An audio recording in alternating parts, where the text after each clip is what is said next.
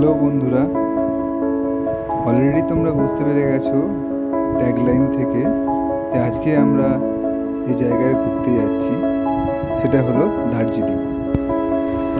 আমরা হাওড়া স্টেশন থেকে এনজিপির উদ্দেশ্যে রওনা দিয়েছি হাওড়া নিউ জলপাইগুড়ি স্পেশাল ট্রেনে। অ্যাজ ইউজুয়াল এনজিপি থেকে আমরা শেয়ার ট্যাক্সি নিয়ে দার্জিলিংয়ের উদ্দেশ্যে রওনা দিলাম। পার হেড আমাদের চার্জ করলো 300 টাকা, কিন্তু যদি শিলিগুড়ি স্টেশন থেকে শেয়ার ট্যাক্সি নেওয়া হয় তাহলে 250 রুপিস চার্জ করা হয় পার হেড।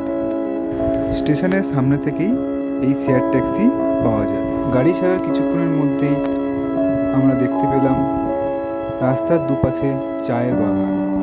সেই চায়ের বাগান ভেদ করে আমরা এগিয়ে চললাম। কিছুক্ষণ পরে দেখা মিলল পাহাড়ের বুক বেয়ে আমরা উঠে চললাম উপরের দিকে। গন্তব্যস্থল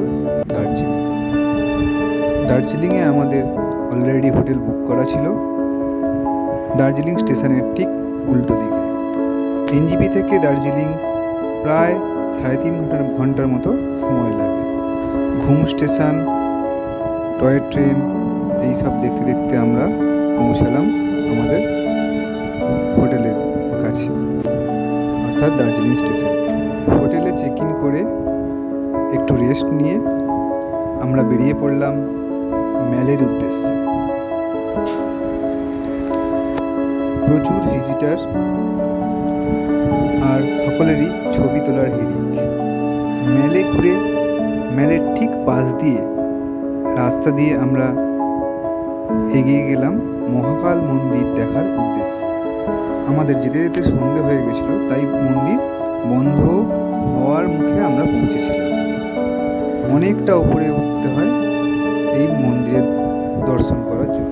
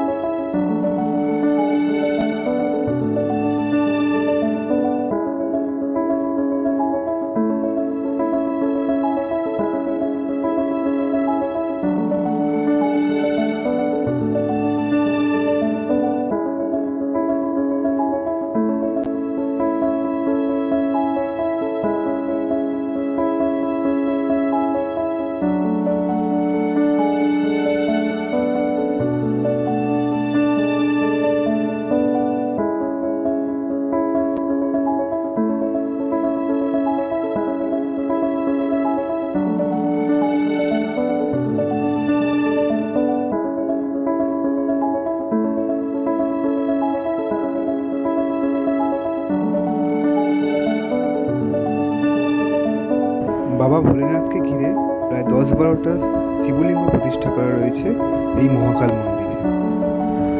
সমস্ত কিছু দেখে আমরা আবার নিচে নেমে গেলাম। এই ম্যাল থেকে মহাকাল মন্দির আসা পর্যন্ত অনেকগুলো দোকান আছে যেগুলো থেকে অনেকে কেনাকাটি করতে পারো, তবে ম্যালের জিনিসের দাম একটু বেশি। ম্যাল ঘুরে আমরা চক বাজারও ঘুরে নিলাম একই দিনে। ম্যাল থেকে SBI যে ATM আছে তার ঠিক পাশ দিয়ে একটা সিঁড়ি নেমে গেছে, সেই সিঁড়ি দিয়ে একদম চক বাজারে নামা যায়। এখানে জিনিসের দাম ম্যালের থেকে অনেকটাই সস্তা।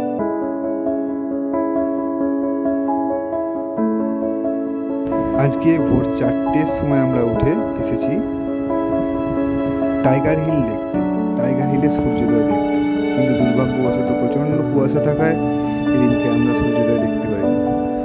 পার হেড 70 রুপিস করে চার্জ করা হয়। টাইগার হিল দেখে আমরা ঘুম মনেস্ট্রি দেখার জন্য এগিয়ে গেলাম। হোটেল থেকেই আমাদের গাড়ি বুক করে দিয়েছিল। আমাদের টোটাল সাইট সিনের জন্য 3000 টাকা চার্জ করেছিল। ঘুম মনেস্ট্রির পরে আমাদের পরবর্তী গন্তব্যস্থল বাতাসিয়া লুপ। বাতাসিয়া লুপে entry fees per head 50 rupees.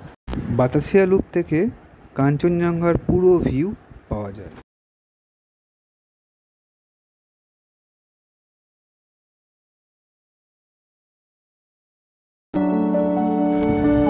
Batasia লুপের পরে আমাদের পরবর্তী গন্তব্যস্থল রক গার্ডেন্স।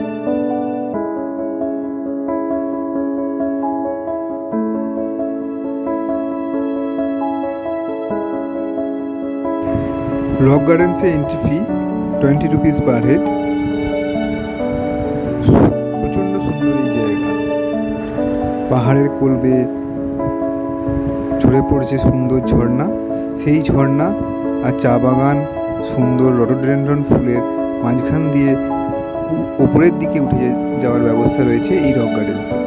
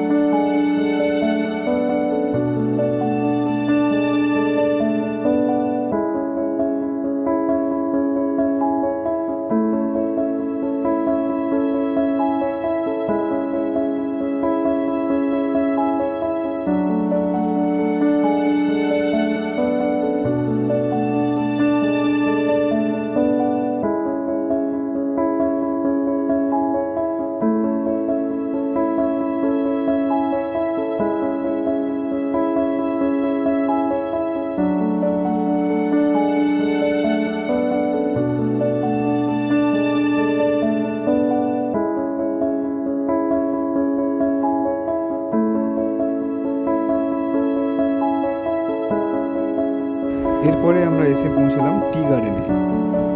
এখানে চায়ের বাগানের সাথে সাথে ওপরের দিকে চায়ের স্টলও রয়েছে, যেখান থেকে চা খেয়ে তোমরা সবাই চাও কিনতেও পারো।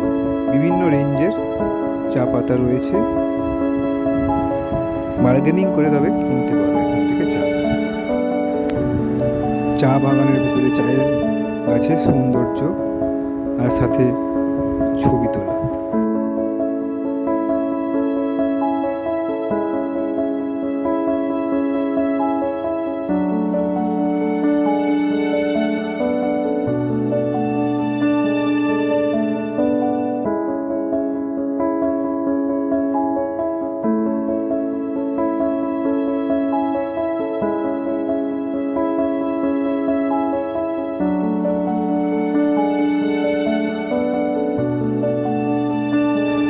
টি গার্ডেনের পরে আমাদের পরবর্তী গন্তব্যস্থল দার্জিলিং জু। জুয়ে এন্ট্রি ফিস 110 টাকা per head, 110 per head. Camera থাকলে এক্সট্রা চার্জ। জুটা সত্যি আমার খুব ভালো লেগেছে, দারুণ। এক কথায় কলকাতার জুয়ের থেকে তো অনেক বেটার।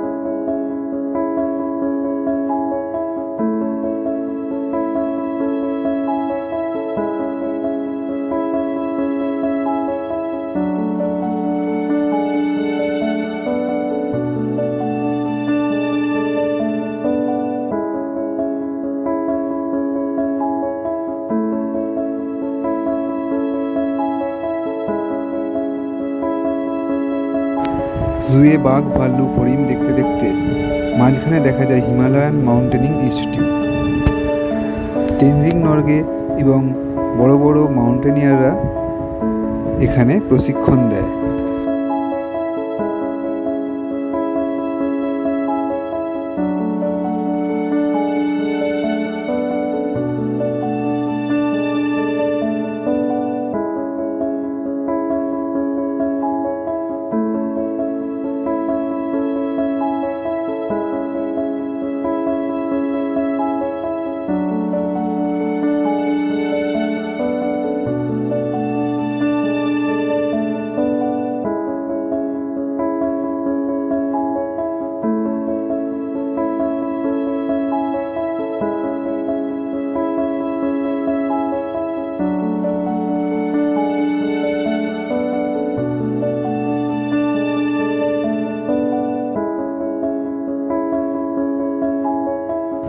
জুয়ের ভেতরে সুন্দর একটা মিউজিয়ামও রয়েছে, সেখানে ছবি তোলা বারণ, কিন্তু তোমাদের জন্য আমি কিছু জোগাড় করেছি।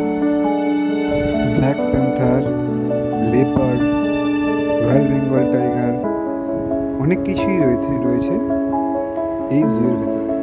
আর এই জুয়ের সব থেকে আকর্ষণীয় জিনিস হলো রেড পান্ডা, যাকে সুন্দরভাবে আমরা দেখতে পেয়েছি।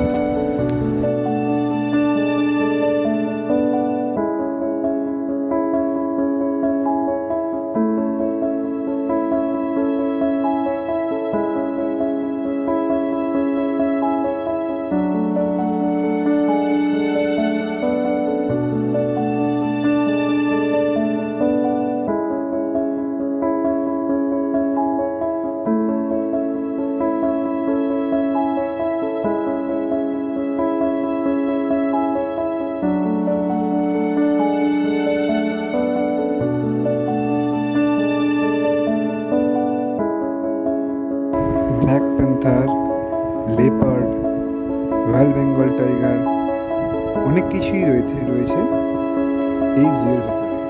আর এই জুয়ের সব থেকে আকর্ষণীয় জিনিস হলো রেড পান্ডা, যাকে সুন্দরভাবে আমরা দেখতে পেয়েছি। কিন্তু সবাই গাছের ওপরে থাকায় পান্ডাগুলোর কোনো ভিডিও নেওয়া আমার পক্ষে সম্ভব হয়ে ওঠেনি।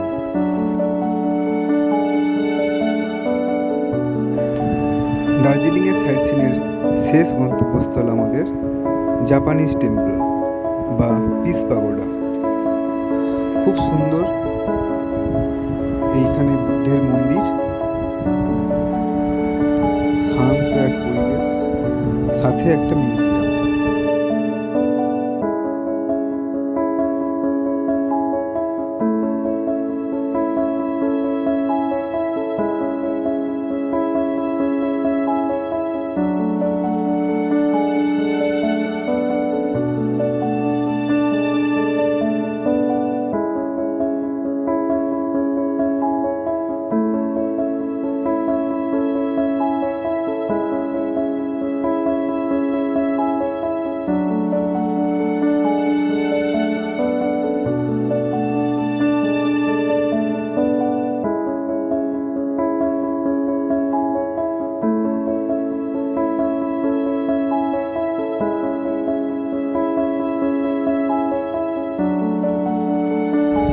আজকের সাইট সিন মোটামুটি সব শেষ করে আমাদের হোটেল ফেরার পালা।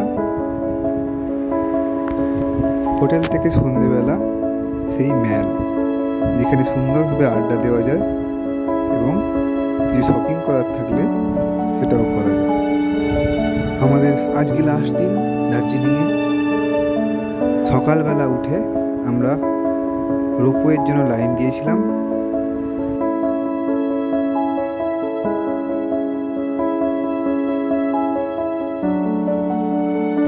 দীর্ঘ সময়ের অপেক্ষার পরে আমরা রোপওয়েতে উঠলাম এবং রোপওয়ে চড়ার আনন্দ উপভোগ করতে থাকলাম।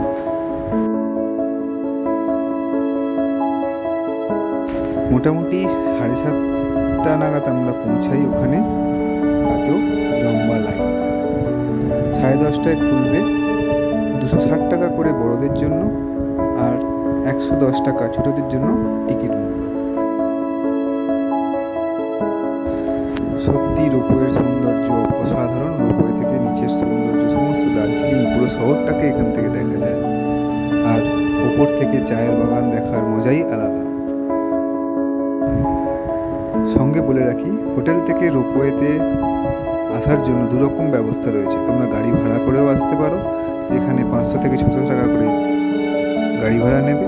না হলে শেয়ার কারও আছে, যেখানে 15 টাকা করে পার হেড চার্জ করে। সত্যি রোপওয়েতে না উঠলে দার্জিলিংয়ের ট্যুর বৃথাই রয়ে যায়। এক কথায় অসাধারণ। টোটাল 5 কিলোমিটারের এই রাস্তা 40 মিনিট সময় নেয়, আপ অ্যান্ড ডাউন। নিচে গিয়ে তোমরা চায়ের বাগানের ছবি তুলতে পারো, তারপরে উপরে উঠে আসতে হবে।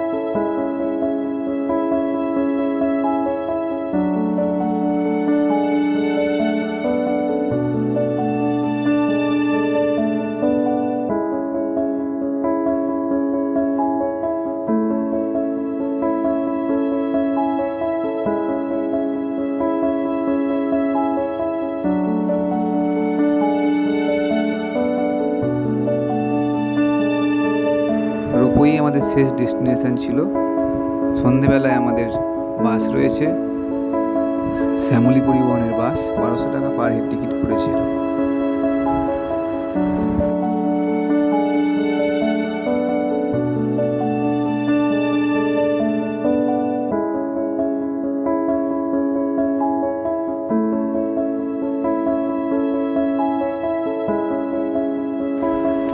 ভিডিওটা ভালো লাগলে অবশ্যই লাইক অ্যান্ড শেয়ার করো, যাতে ভবিষ্যতে আরও ভালো ভিডিও তোমাদের জন্য উপহার দিতে পারি। Thank you and love you all.